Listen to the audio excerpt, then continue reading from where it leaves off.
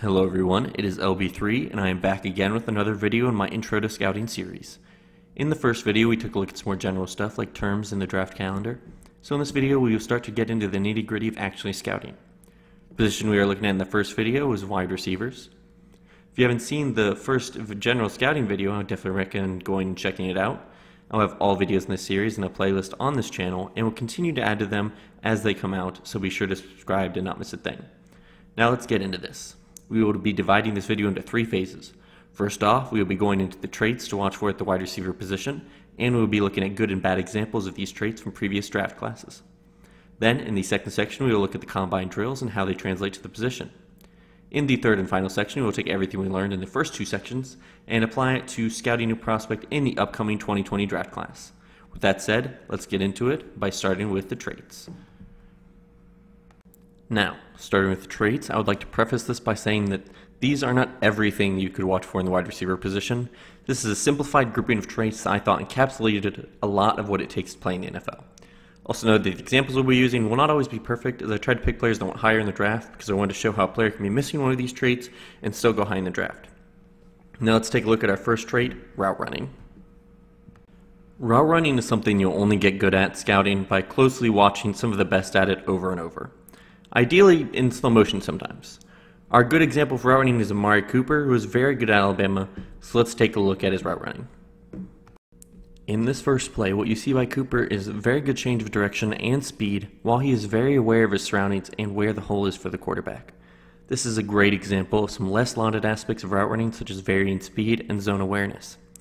Route running is not just how sharp your cuts are and how many routes you know, it's a lot more than that.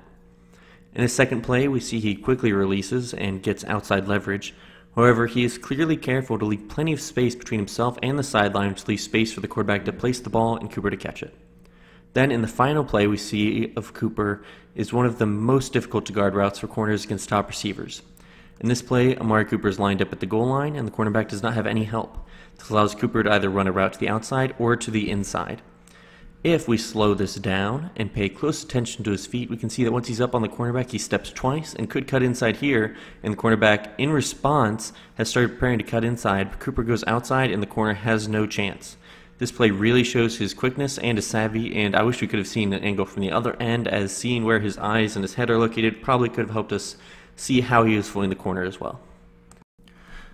Our bad example of route running is Kevin White, who isn't even awful but could have worked on it a bit. At times it can be tough to decipher whether a player should be knocked or if it is just a function of the offense, as we'll get to later with another player.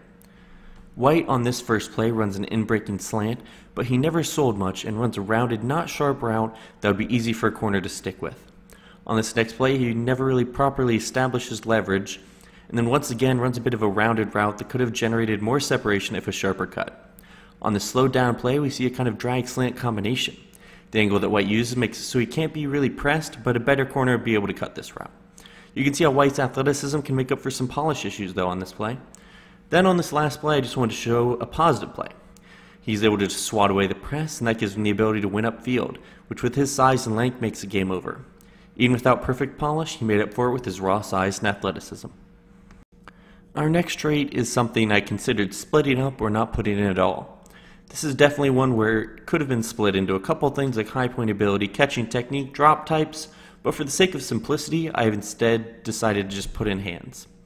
Our example of good hands is Mike Williams, so let's get into it. On this first play, we will see this from two different angles. He's running an in-breaking route, and he's able to secure a well-thrown ball using his hands, not necessarily allowing it into his body. A good sign is generally you want guys to attack the ball with their hands rather than allow it into their body. I also like how he's able to maintain his stride after catching it, at least for a little bit. Then on this next play, like you saw with Amari Cooper earlier, making sure to keep a window on the outside open, he uses his body to shield the ball from the cornerback while getting the ball himself, then securing it into his body. I personally would have liked him to attack the ball a bit more, but some guys have a natural feeling for how to just go up and get it, and I would say that Mike Williams is definitely one of them. Will Fuller had something like 9 drops his final year in college, and I don't know if I missed them or something, but in the 4 games I watched to make this video of Will Fuller, he did not drop a single ball. So instead I bring you a highlight reel of Will Fuller while I talk about why he's the perfect example of bad hands. Most of the time, Will Fuller looks like a normal receiver, and he even makes some tough catches at times. However, other times it seems like Will Fuller forgets how his hands work. It's especially painful with him being a deep threat. So many of the passes he catches are wide open touchdowns, therefore so many of the passes he drops are wide open touchdowns. When he dropped 3 touchdowns one game in 2018, give me a break for not being able to find some college drops. Either way, you can see how his value is there and how painful it is that he has so many drops throughout his college career. He's an electric player that will disappoint at times, so you have to take the good with the bad. Our next trait is something that gets overlooked a bit, but is extremely vital in the pros where the average cornerback is much better at pressing than in college. Teams play more zone than ever in football, but if a receiver can't release against press coverage, well then that is an easy formula for shutting him down in the pros. A good release gets the receiver into his route as cleanly and quickly as possible. Our good example of release is wide receiver Deontay Johnson, who showcased a good talent for keeping guys from getting their hands on him in 2018. Let's take a look. Our good example of release is a player from the 2019 draft class in Toledo, wide receiver Deontay Johnson. A player that I was higher on than most, and part of that was how well he was able to release against press. What you'll notice most when you're looking at him is that he has a variety of ways he fights it, in both terms of using his hands and his feet. Swipes across the body, swiping down hands, using feet movement to confuse. Just like a good pass rusher or offensive tackle, variety is key. Then in this play specifically, we see him playing reactive with the corner getting much too aggressive, and Johnson taking advantage and getting wide open but being missed by the quarterback. Another key for Johnson in terms of release is he doesn't waste movement. It may look cool taking 7 false steps, confusing the corner, but it takes way too much time, and the quarterback will be sacked by then. Johnson uses the minimum movement possible to get off press and then into his route. Our bad example for release is wide receiver DJ Moore. Moore was overall pretty raw coming out of college, but especially in terms of getting off of press. What you see is a lot of wasted movement, a lot of short stutter steps, and a clear lack of a plan for attacking the cornerback. Really, if you watch all of his receptions against Michigan, where they pressed him a lot, you can see that Maryland was having to devise ways to get him the ball without being able to be pressed. Whether it's pick plays or releases to the inside, he rarely was able to get off clean if he was asked to go head-on against the cornerback, and Maryland knew it. This is the kind of thing I was talking about, where if you are bad at it, you can be completely shut down. You have to be at least okay against the press to be consistently successful in the NFL, because NFL corners can press like Michigan corners can, and DJ Moore was not good at it out of college. Originally, I had speed and the next trait in one category of athleticism. But when I thought about it more, the 2 traits can apply to very different receivers, so I thought it would be better if I split them up instead. Speed is extremely important for NFL teams. I mean, look at the 2 Super Bowl champions, how important speed was on their offense and defense. Without speed at wide receiver, cornerbacks, linebackers, and safeties can sit on more shallow routes without the fear of getting beaten deep. A fast receiver, even if they aren't very good overall, makes a great distraction because if he isn't accounted for, it becomes an easy touchdown. And if a speed receiver is good at all levels of the field, they really are tough to stop and open up the offense for others. Our good example of speed is the player who currently owns the 40-yard dash record in wide receiver John Ross. The first thing I have to mention is how bad Jake Browning was.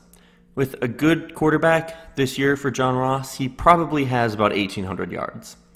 That aside, the first 2 plays we look at show us the obvious benefit of deep threats in that they can essentially score touchdowns on their own, which very few players can say. They are able to just get deep, and on a drive where they're still far away from the end zone and the odds of scoring were just as low as any other drive, they're able to make a play happen. Really, John Ross shows a Herculean effort here, getting out of a lot of tackles, but if he's throwing the ball better, that was an easy touchdown. However, the other benefit of these wide receivers who are really fast is how they get in the minds of the cornerbacks and how players are so afraid of getting beat deep, how that can affect how a defender plays the wide receiver. Being so afraid of getting beat deep that they fail to cut in on inside routes and commit penalties when they're about to get beat deep. And then we can also see the benefit of speed with how he's able to get to the edge and run far away, make a negative play into a first down. However, of course, that's something more that's running back adjacent, but really we can see all the benefits of being a deep receiver in this Ross tape. Our bad example of speed is wide receiver Laquan Treadwell. I wasn't able to find many clips explicitly about his bad speed showing it because Ole Miss knew his limitations and simply never really asked him to win that way.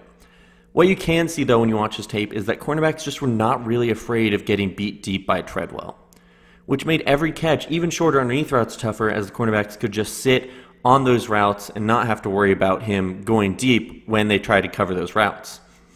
You will also see him rarely get much separation at all, if at all, against man coverage. Treadwell is a perfect example of a wide receiver just not meeting base athleticism thresholds. Our final trait, and the other half of the athleticism coin, is quickness. A player may be fast, but not be able to quickly turn or make breaks, or a player may be quick, but not able to beat players deep.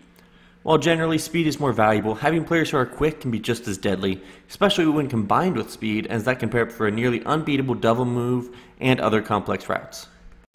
Our good example of quickness is wide receiver Marquise Brown, who had both speed and quickness. What you'll see is it combines into a very deadly combination where he's able to stop and start on a dime, moving side to side and getting back up to top speed quickly. All of these things combined together means that most cornerbacks will not be able to cover him one-on-one in man for too long, as few guys can move like he can, especially if they aren't sure where they're going to go at first.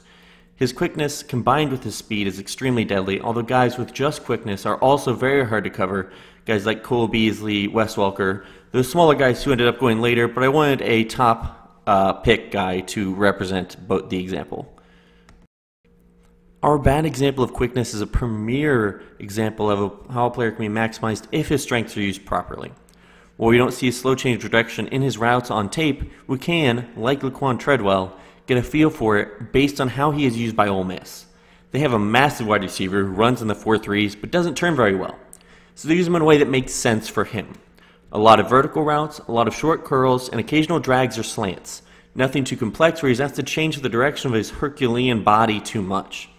While he may not have ideal quickness, Seattle showed exactly how to use a player's strengths, and Ole Miss didn't do a terrible job either, allowing DK Metcalf to win where he was best at. Now that we are done with traits, let's move on to the second part of the video, the Combine.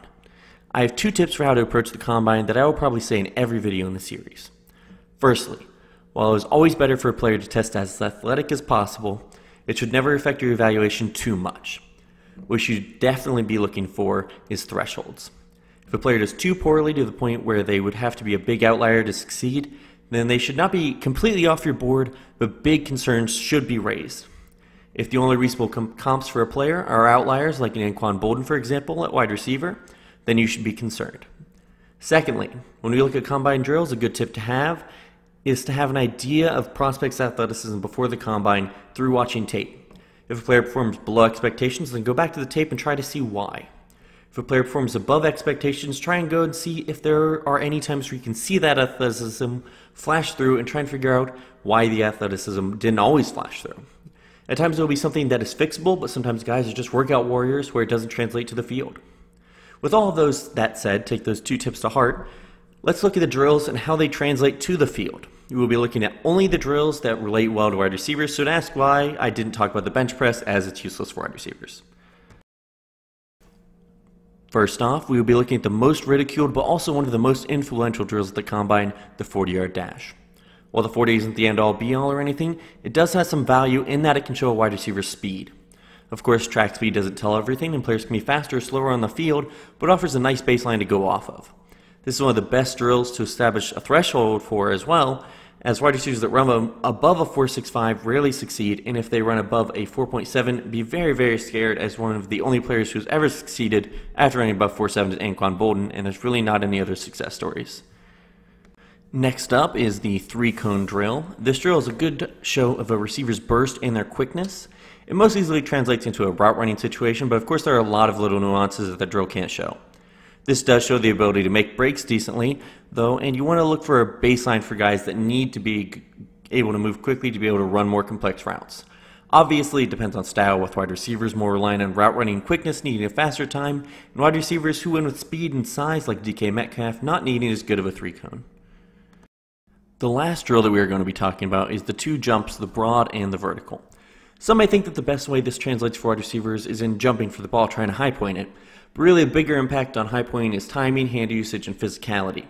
What these do show, however, is a good approximation of burst and explosiveness in their lower halves. While DK Metcalf has poor change of direction, and that showed in his 3-cone, he does have a good explosive lower half, and that shows in extremely good jumps.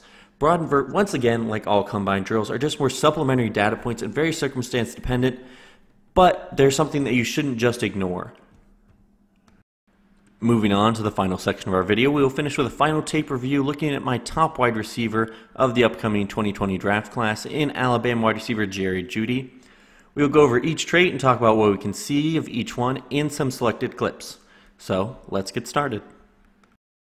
Okay, on this first play, we initially see his speed and quickness on display with a minor bit of route running, but really it was just the cornerback being unable to keep up. We also see a minor bit of solid hands work as he's able to track the ball perfectly and then break the cornerback's tackle attempt after corralling it. On the next play that we're going to look at, I would like to first thank ESPN for multiple angles.